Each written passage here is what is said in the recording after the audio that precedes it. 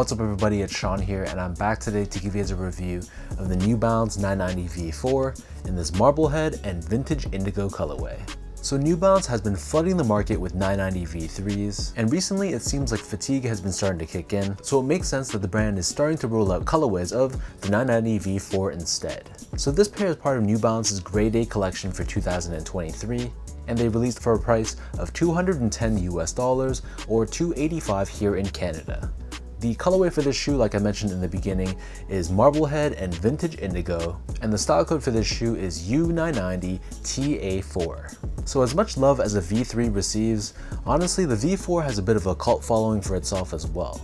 Introduced back in 2016, many people say that the V4 is the most comfortable version of the 990, and though it's debatable, honestly I can't fault people for feeling that way. So this pair is made in the USA, and they released alongside other models in the similar color scheme, including the 996, 998, and the 990 V6 as well. But after checking them out in person, I wasn't totally in love with the 998 and the 996, so I picked up this one as well as the 990 V6, and that review will come in a separate video down the road. So diving into the details of this shoe, on the toe box you can see that the base layer of the V4, this is constructed out of this white colored mesh, and we have this thin layer of gray colored reflective 3M right at the edge. Overlaid on both sides of the toe box, we have a layer of this very soft faded blue colored leather, and then surrounding the front toe cap, we have this very shaggy, very long haired suede in gray. This same gray suede covers the eye stays of the shoe, and then you'll see that the top two eyelets are constructed out of a lighter gray colored TPU. Beneath this on the mid panel we have more of that shaggy suede, and then stitched on top of this we have the New Balance N logo, which is also done in this reflective 3M finish in a mix of white and blue. And then moving downwards we have more of that suede and blue colored leather, and then beneath this we have more of that white colored mesh that we saw earlier on the toe box. Wrapping around the bottom of the heel we have more of that long haired suede, and pressed onto the lateral side we have 990 branding. And in the middle of the heel, we have this perforated nubuck-like material, along with a semicircle New Balance branding in red. And then the very top of the heel is covered in more of a flatter suede, and is done in a tan or beige color. As far as the laces go, so these come with two different lace options. The standard default lace and the one that I easily prefer are these flat style laces in white, but they also give you a secondary pair of flat laces in this faded blue color as well. Underneath this, the tongue is constructed out of that same mesh that we saw on the toe box, but running down the center we have this gray colored synthetic leather with 990 V4 branding in red, along with this Made in USA branding on the very top. The back of the tongue and the interior of the shoe, this is covered in this mesh material, and then as far as the insoles go, these come with a foam lined insole, and we have New Balance branding stamped on the heel in blue. So the upper of the 990 V4 sits atop this full-length EVA foam midsole, which is painted in white. However, this shoe incorporates end cap technology, which is denoted with this cream-colored hit, which wraps around the heel of the shoe. So end cap is a dual-density foam setup, consisting of a softer EVA core surrounded by a stiffer polyurethane rim to give you a good balance of softness and support. And then right above this, surrounding the bottom of the heel, we have this translucent TPU heel clip with New Balance branding, and this is there to help to give you additional structure and support for the back end of the shoe. Finally, turning this pair over to the bottom, so this outsole is constructed out of a mix of black and cream colored rubber. We have these grooves on the forefoot to give you added flexibility, along with this rounded diamond shaped traction pattern, and in the middle you can see we have the shiny gray colored TPU shank plate, which is there to help with torsional rigidity and midfoot support.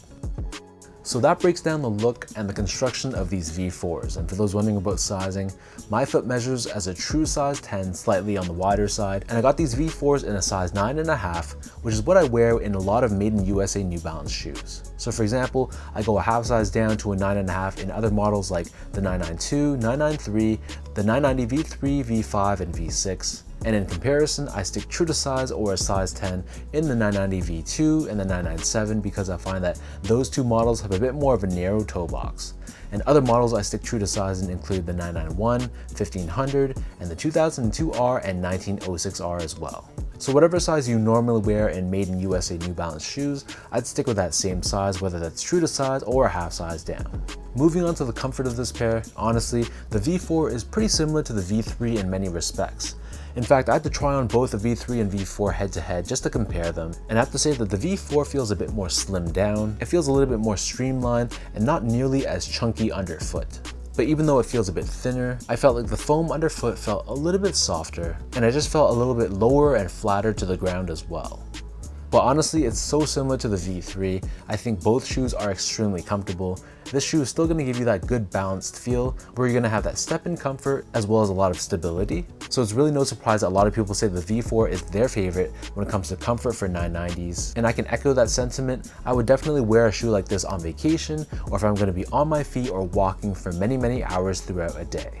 Finally, in terms of the overall quality and craftsmanship, so first off, material quality I was pretty happy with. This long-haired shaggy suede felt very nice to the touch, as well as the blue leather used on the shoe as well. But because the V4 has a bit more mesh paneling on the shoe, it feels more like a performance-oriented shoe in many respects. So while all the mesh layers were all synthetic, the parts of the shoe that were genuine leather, I was happy with it. But in terms of the build and the craftsmanship, there were a lot of glue stains around this midsole area. But aside from that, I thought the upper of the shoe was pretty well built. Both the left foot and the right foot were pretty consistent. The panels looked good and the stitch job was solid as well. So other than the glue stains on the midsole, which is pretty minor, I really had no complaints at all.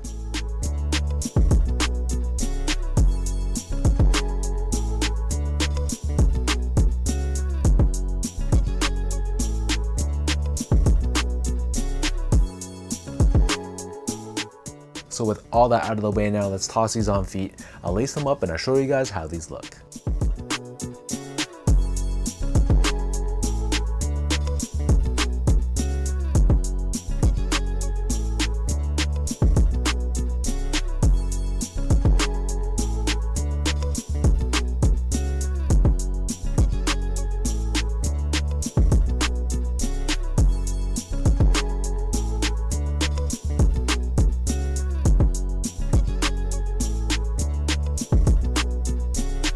To some people, this could be a very basic colorway, very dad shoe vibe, but honestly, I love this entire grade A collection from New Balance. It took me a lot not to buy all 4 pairs, and I had to really pick and choose my 2 favorites, and luckily the V4 made the cut.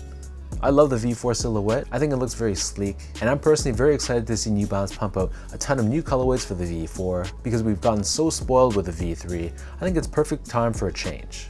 So I think this colorway really reminds me of the Teddy Santis 990 V3 and that debut Marblehead colorway, but I like the inclusion of the blue. I think it pairs so well with the gray of this shoe. I think this is a great representation of New Balance's grade A holiday.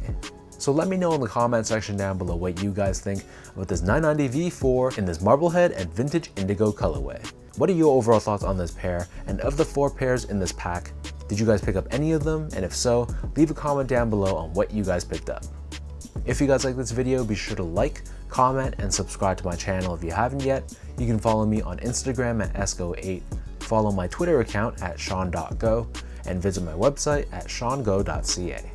So until next time, thank you everyone for watching. Hopefully you guys enjoyed this review, and hopefully it helped you in some way. I appreciate the continued love and support, and I'll catch you guys all in my next video.